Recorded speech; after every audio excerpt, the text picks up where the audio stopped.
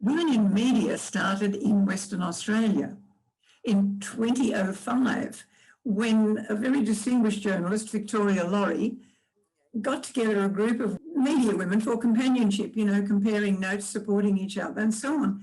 And that's the beginning of Women in Media. It wasn't until 2013 that Tracy Spicer initiated the Women in Media on the East Coast of Australia with the support of the union, the Media Entertainments and Arts Alliance. So Tracy Spicer, together with Marcus Strom, who was then at the union, was very keen and cooperative, and that is how Women in Media started. We launched in Sydney, I think, in October 2013, and very soon afterwards, the other states. The enthusiasm grew, and so branches were established, branches of more senior, experienced women in the media, to bring about this voluntary and very effective organisation which would provide support for women in media, support particularly for younger ones starting out in the craft, and also importantly, I think, for women in mid-career who had perhaps had a few years at home raising their children and wanted to come back in. Much easier said than done. It's now established not only in every state, but in some of the smaller regional areas.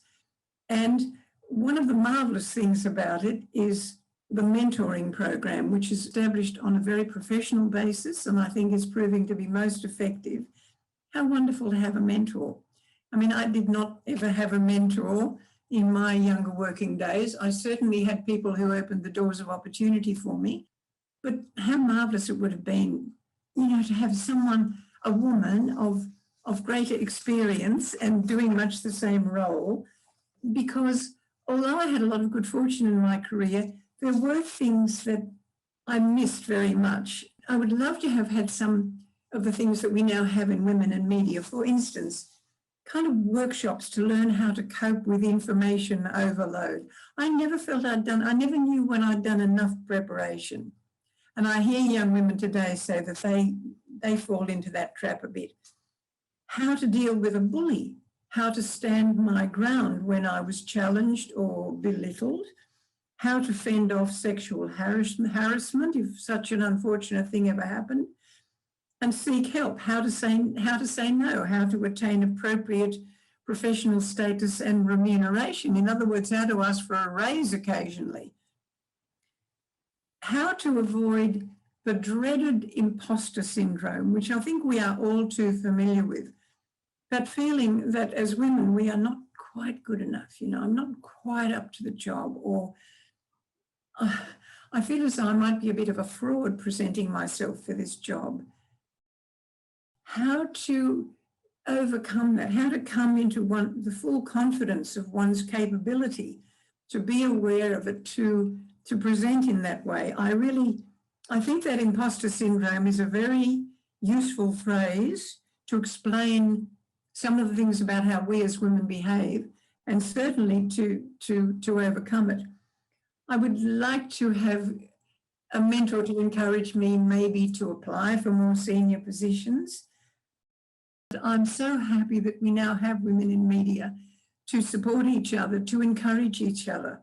We sometimes remember, well, we often remember that marvellous saying by Madeleine Albright, who was the first female Secretary of State in Bill Clinton's administration. She said, "There is a special place in hell for women who do not help each other."